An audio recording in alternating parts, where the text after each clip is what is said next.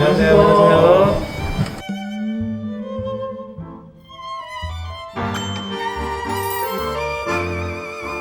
막 발굴하고 문제 제기하고 이런 걸 좋아하는 별로 좋지 않은 성격을 가지고 있어요. 초등학생, 유치원생, 어린이집. 아이들 뭐 양육이나 이런 거에 대해서는 당연히 해야 되는 일이라고 생각하고 좀 즐기는 편이고요. 일을 하다 보니까 너무 화가 나는 일이 많은 거예요. 몇 번 싸웠어요, 그냥. 네, 안녕하세요. 저는 김예원이라고 합니다.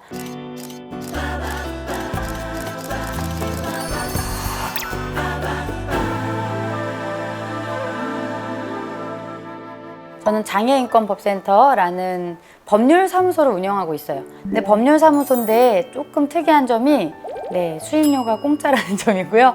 도저히 자기 스스로 권리 옹호를 하기 어려우신 장애인이나 아동이나 여성 중에 되게 취약한 상황에 놓여 있으신 분들 수임료를 따로 받을 수가 없거든요. 그래서 조금 특이한 법률사무소를 운영하고 있습니다.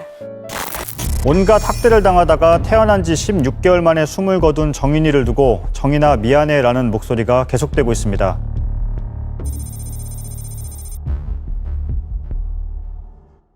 맨 처음에는 저는 그 뉴스에서 아이가 그 병원에서 사망했다, 학대 정황이 있다라고 했을 때 그냥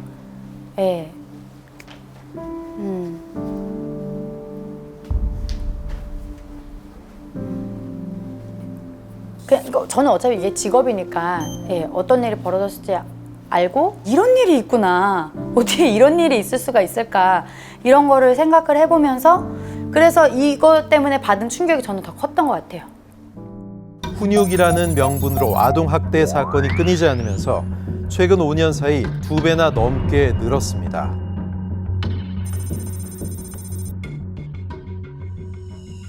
요새 들어가지고 뭐 아동학대가 대단히 많아지고 이런 건 아니고요. 예전에도 심각한 것이 있었고 지금도 심각한 것이 있죠. 왜냐하면 이건 본질적으로 아동이 가지고 있는 대단히 취약한 점 때문에 발생하는 문제이기 때문에 시대를 막론하고 계속 있을 수밖에 없어요.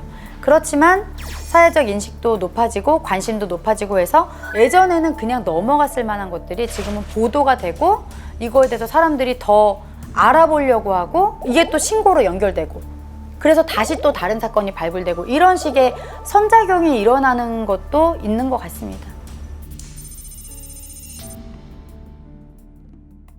아동이 가지고 있는 기본적인 취약성이 너무 크기 때문에 인권 침해나 피해가 들어왔을 때 여기에서 내가 주체성을 가지고 당사자성을 가지고 그거를 해결해 나간다? 그런 부분 상당히 되게 어려워요. 성인이고 하실 경우에 자기가 집회도 하시고 자기 목소리를 막 내시고 정책안도 짜셔가지고 뭐 국회에 내시기도 하고 이런 여러 가지 당사자 운동성을 가지고 있죠.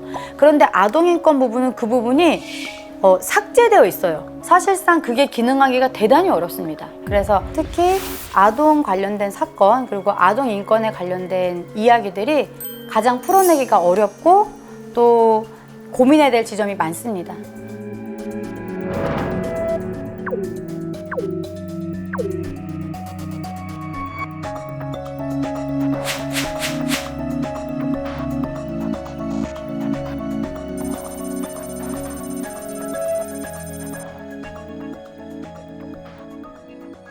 이 경우에 국회에서 이 바톤을 이어받아서 좀 깊게 고민하고 현장의 목소리도 듣고 뭔가 어느 정도 쉼표를 찍고 가셔야 되는데 그냥 바로 무슨 법정형 상향, 뭐 가해자 신상 공개 이런 식의 어떤 여론 영합적인 그런 것들을 약간 슬로건처럼 계속 내세우시는 거예요. 신상 공개를 하면 아동이 생존할 경우에 이 아동은 어떻게 삽니까?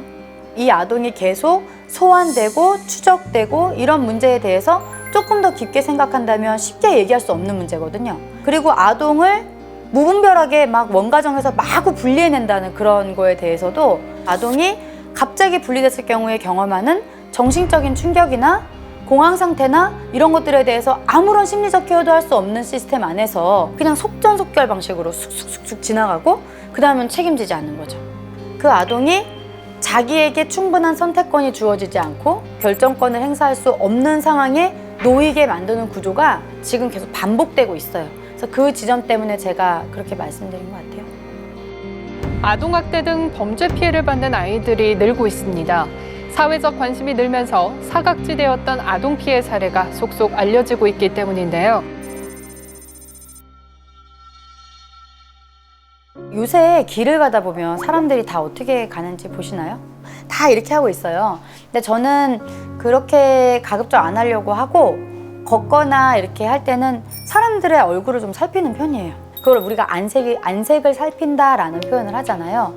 너무 거창하게 생각하실 필요 없이 내 주변에 안색을 살필 만한 사람이 있는지 보고, 그럴 경우에 조금 일반적이지 않다 싶을 때는 작은 용기를 내시는 게 필요하다라는 말씀을 드리고 싶습니다. 헤드라인이요? 아동 보호를 넘어서 함께 사는 세상을 꿈꾸다.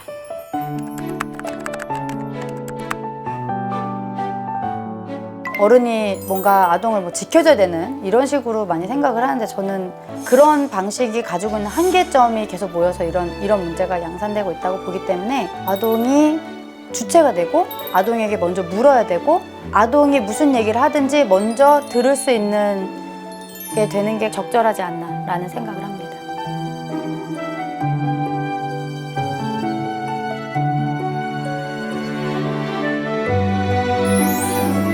아동 보호를 넘어서 함께 사는 세상을 꿈꾸다.